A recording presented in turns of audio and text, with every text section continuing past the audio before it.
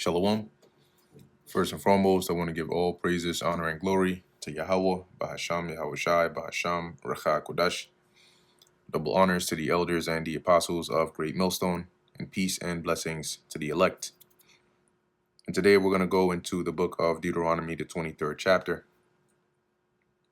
He that is wounded in the stones, that is, your testicles are wounded, okay, or hath his privy member cut off, that's your rod has been cut off, shall not enter into the congregation of the Lord. Now, the first 8 verses, right, I'd say here are ones that, is needful to explain, or else they can be, a bit confusing, right? So first, dealing with the congregation of the Lord.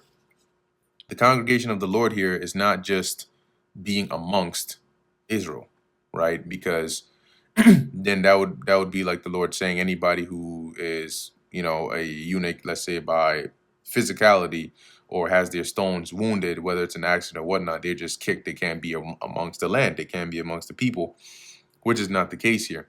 Okay, when it mentions shall not enter into the congregation of the Lord, this is more so dealing with this individual cannot hold certain positions, right, of authority or high positions within the assembly or the congregation of Israel.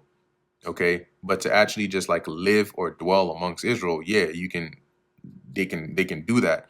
But in matters of like, governing or like officially representing Israel or legal authority or judicial or governing roles, right? Like the elders at the gate or like a judge or a head in Israel, they can't assume that role. They wouldn't be eligible for that.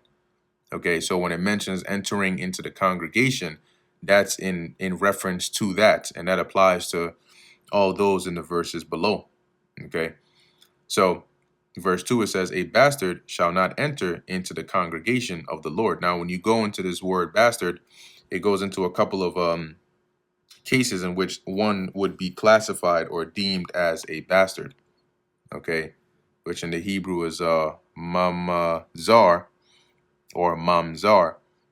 And it says here, bastard, a child of incest. Okay, an illegitimate child. A bastard, mixed population.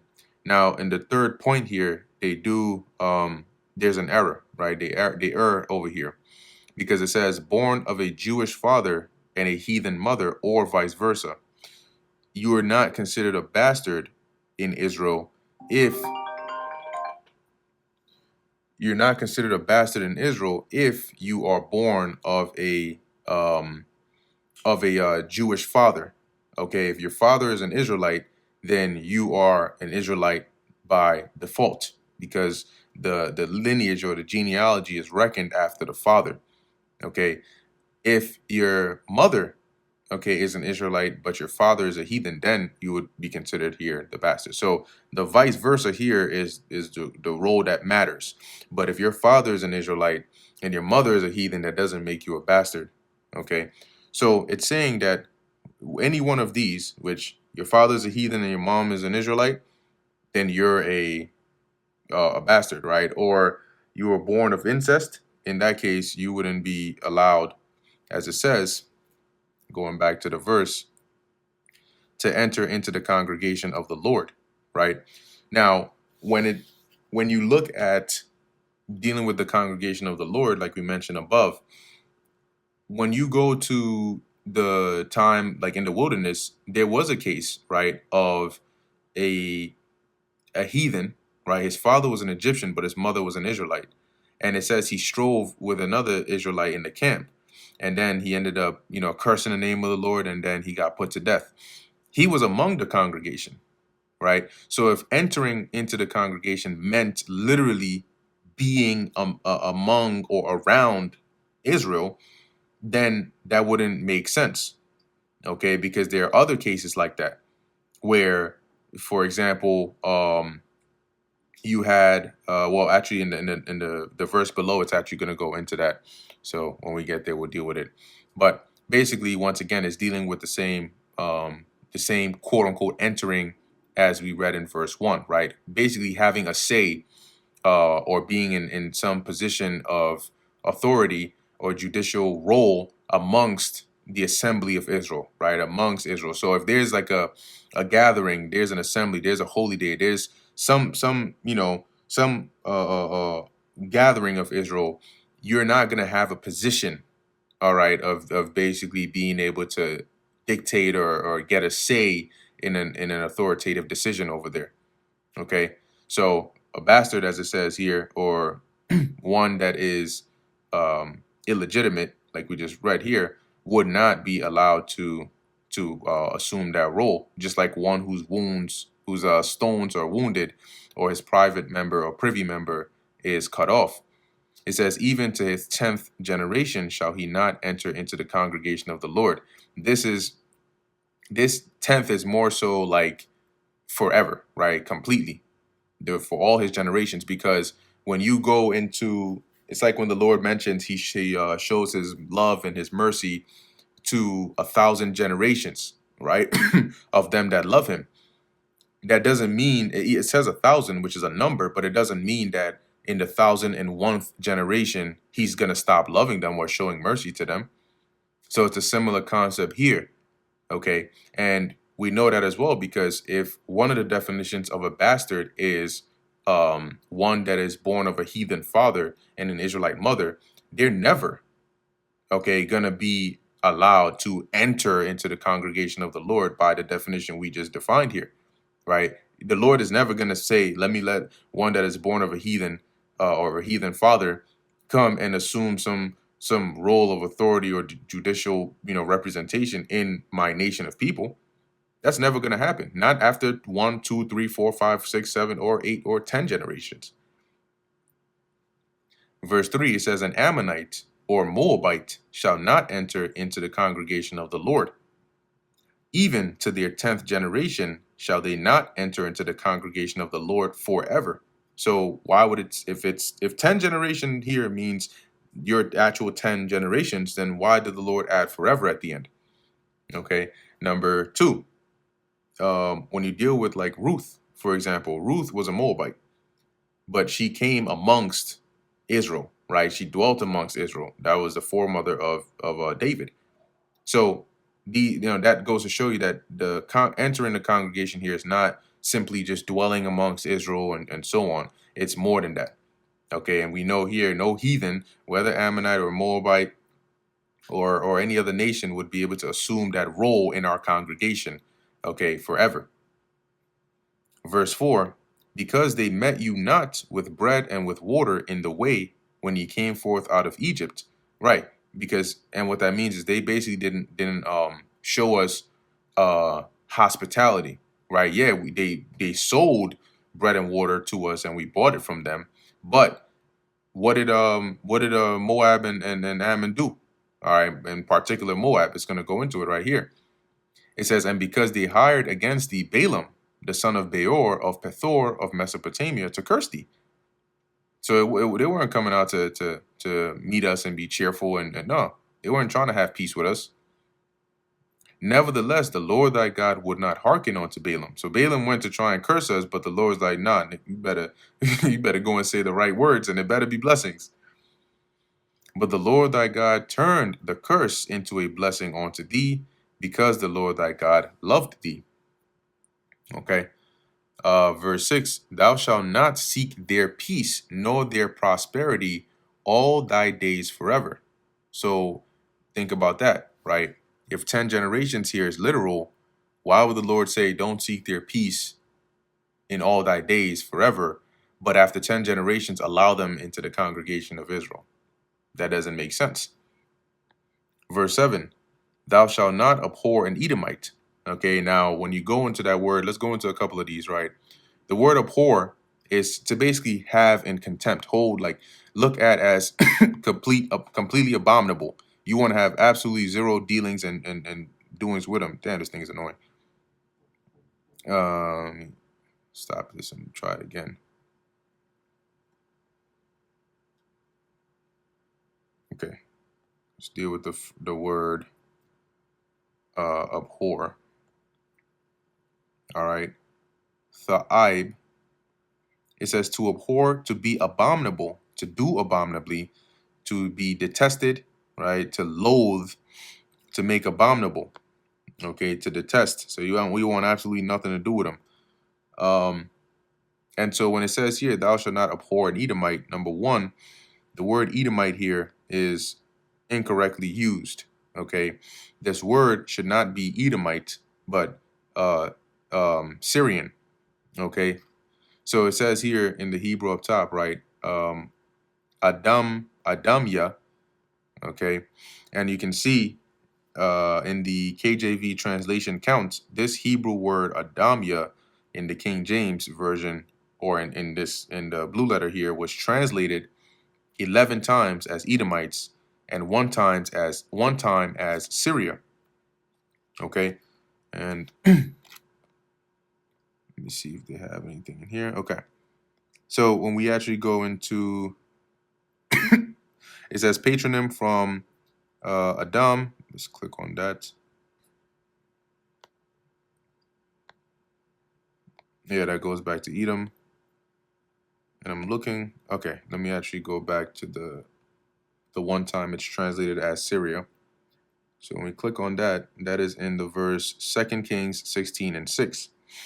And you can see here where it says the Syrians, that's H130. That same H130, as you can see at the top, Strong's H130 matches the Hebrew Adamya, right?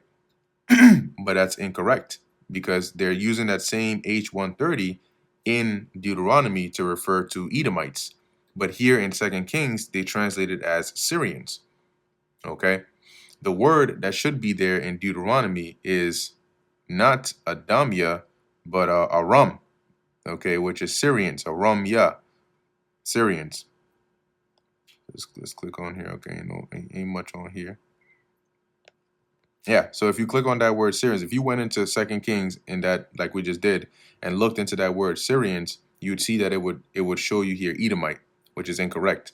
So this is an actual error here, all right, that the blue letter has. And the correct understanding of verse 7 here is that when it says thou shalt not abhor an Edomite, it really should be thou shalt not abhor a Syrian. Okay, the Hebrew word there should be Aram, not a dumb. So thou shalt not abhor a Syrian, for he is thy brother. Now, when it says for he is thy brother, the Syrian here, Aram, is not really referring to the son, the descendants of the son of Shem, Aram. Okay, this is actually referring to Abraham's relatives, because when Abraham left Ur, his relatives, as he was making his way to Canaan, stayed in Syria. That's where he went to get a wife for Isaac, his son, and that's where Jacob went to get his wives. They were of the same stock as Abraham. Okay, Laban and all of them. So they are the ones that is being referred to here, that you're not supposed to abhor them, for he is thy brother, meaning they are our relatives. Okay, and even I think in a later chapter in Deuteronomy, the Moses mentions, speaking about Abraham, that he was a Syrian ready to perish. Okay, so that's referring to him being a Syrian by dwelling in that land, or coming from that land. Okay, from temporarily dwelling over there, but not that he is an actual Aramean. So just to explain that first sentence over there in Deuteronomy 23 and 7. Now it says, thou shalt not abhor an Egyptian, because thou was a stranger in his land. Now, once again, going into that abhor, which is like to hold in complete contempt and abomination, the Lord is saying here is, what the Lord is saying is, don't look at them, as 100% completely just abominable, because remember that you were still a stranger in their land, right? At some point, they still gave you a place to dwell in their land. So remember that when you think about them, right? It's kind of like somebody you really, really dislike, or somebody you just, you're not cool with, but they did something good for you at one point in life. So it's like you may talk bad about them, but you always remember, right, that, hey, this person is a piece of ish, but I remember that at one point when I was, in this situation, they did help me out. That doesn't mean that the Lord is saying we got to go and love the Egyptians or we have to go and show favor to them, but just keeping in mind, um, not to wholly 100% abhor them because of the fact that we were a stranger in their land. And I say that because guess what? At the end of the day, they're also going to be a part of the nations that we're going to have under us, right, in captivity. And the scriptures talk about us breaking the heathens like a potter's vessel. That's going to include the Egyptians as well. Okay, so this doesn't, this verse doesn't negate any form of judgment or superiority that we're going to have over them either. Verse 8, it says, "The children that are begotten of them shall enter into the congregation of the Lord in their third generation." So now this may sound like a contradiction because wait, we read above that, they're not going to come into the congregation at all. But now it's saying here that, they'll enter into the congregation. Now, the children that are begotten of them here are referring to begotten of their women, meaning an Israelite man that has children by a Syrian here or an Egyptian or one of those nations will be able to enter into the congregation in the third generation. Because if this was the other way around, saying, for example, Egyptians and heathens can enter into the congregation, they would be considered a bastard too. Because you could have an Egyptian man and an Israelite woman, that would be considered as a bastard. And we read up above a couple of verses that a bastard shall not enter into the congregation. So here in verse 8, this is talking about their women, right? That if an Israelite man has a child with a woman of one of these nations that we just read above, that in the third generation, they would be allowed to enter into the congregation of the Lord. So they could be allowed to be made a judge in Israel or hold one of those official, or legally authorizing governing roles or positions within our assembly or our congregation, because then they get a say, right, in matters that are decided. Verse 9, when the host goeth forth against thine enemies, then keep thee from every wicked thing, right? So when we go out to war against our enemies, any wicked thing, you got to make sure you're staying away from. If there be among you any man that is not clean by reason of uncleanness, that chanceth him by night, this is talking about nocturnal emission. That is, in other words, a wet dream.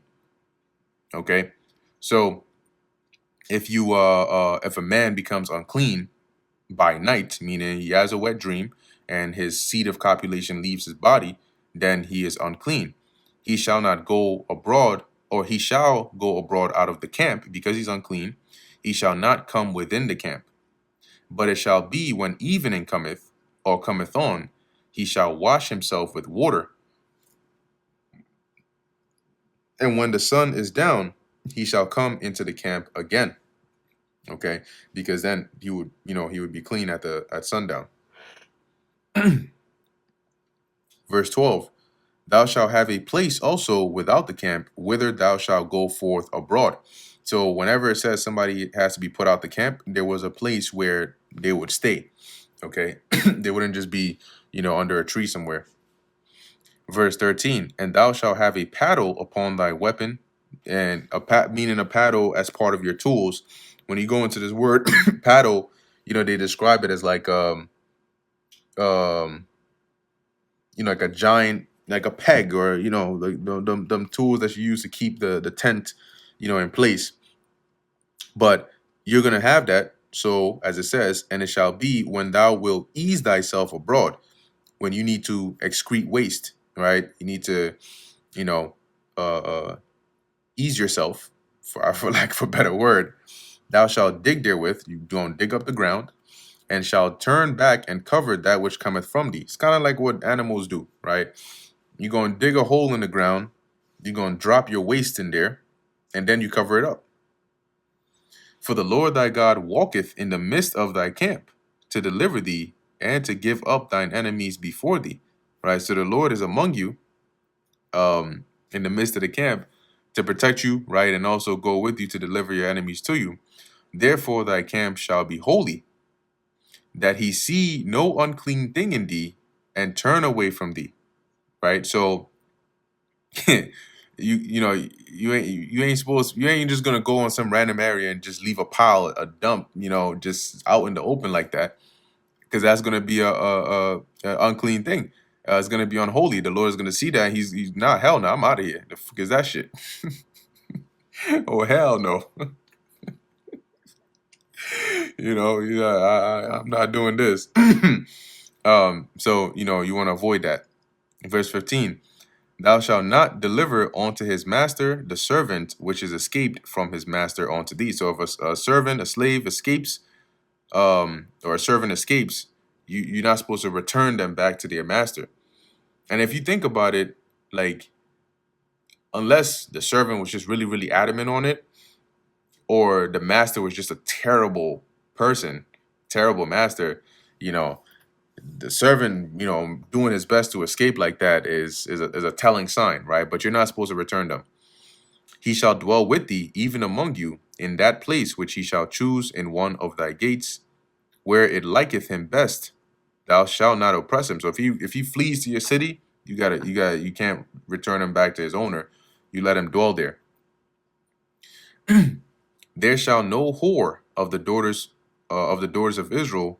There shall be no whore of the daughters of Israel, nor a sodomite of the sons of Israel.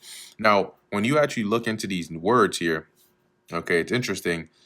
The whore, one of the definitions, in addition to just, you're just being a harlot, one of the definitions here is actually a temple prostitute.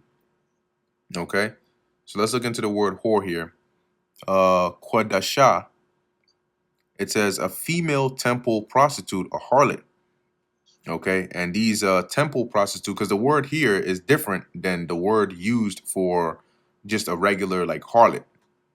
Okay, and when we look here, it says and it's the same. I believe it's the same word for a sodomite as well, but it says a sodomite consecrated to Astarte or Venus and prostituting himself in her honor. Okay, and that's when it talks about not having a harlot, a whore or a prostitute, or a whore or a sodomite. It says here consecrated to Venus, hence a harlot, as to the libidinous worship of Venus amongst the Babylonians. See Lucian, de Dia, Syria. Yeah, and then it goes into that. So when you go into that word whore, there is dealing with a female temple prostitute, which would basically have sex in a ritualistic sense in honoring their god or their deities. So no daughters are supposed to make themselves like that, right? Nor a sodomite, same word there, or the same root word, kordash here. Interesting. But it says here a male temple prostitute, right? When you go into that word sodomite. So you have a sodomite, which is like, you have sodomy, let me say that, which is like one that, sodomizes, enters into the rear of another, which is off. But here for the word, you have a male temple prostitute, which is the male version of the um of the female temple prostitute. Okay. But you weren't supposed to do that either. It says here sacred person, i.e., technically male devotee, by prostitution to licentious idolatry. Okay. Sodomite, unclean. And this was a practice of the Canaanites in the land, right? The heathens in the land, which is why the Lord said by Moses that we're not supposed to do that. Okay, so let's go back up a bit. Verse 18, thou shalt not bring the hire of a whore or the price of a dog. See, now when you go into the word whore over here, you have a different word, right? What's that? Zana, which now it goes into to commit fornication, to be a harlot, play the harlot, to be a harlot, act as a harlot, commit fornication, to be unfaithful, to be a cult prostitute, right? Because that's a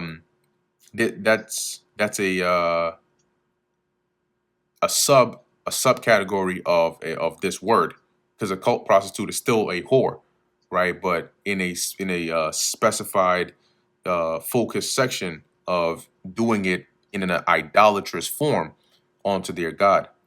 So here, what it's saying is you're not supposed to give, the hire, the money, okay, from a whoredom or the price of a dog. A dog here is not an animal. It's referring to a male prostitute. Okay. So it says here the hire. Shoot. Bear with me. Let's bring this back up here. The price of a dog. Yeah, dog here. Kalab. So you have, dog in the literal sense, but you also have of pagan sacrifice or of male cult prostitute. Okay, a male prostitute. It says here to yelp or ease to attack a dog, hence by euphemism, a male prostitute. A euphemism is like another way of saying, so, instead of just saying male prostitute directly, they call him a dog. So of any money associated with them that's not supposed to be brought into the temple or to the house of the Lord, thy God, for any vow, for even both of these are abomination unto the Lord thy God. Thou shalt not lend upon usury to thy brother, usury of money, usury of victuals, usury of anything that is lent upon usury. Usury is interest. So you're not supposed to charge interest to your brother, right? To your fellow Israelite on money, food, whatever, anything you lend on to them. Verse 20, unto a stranger thou mayest lend upon usury, but unto thy brother thou shalt not lend upon usury. So this is a heathen. You can charge interest to a heathen, but to a fellow Israelite you're not supposed to. That the Lord thy God may bless thee in all that thou settest thine hand to in the land whither thou goest to possess it. So you follow these ways so the Lord can bless you.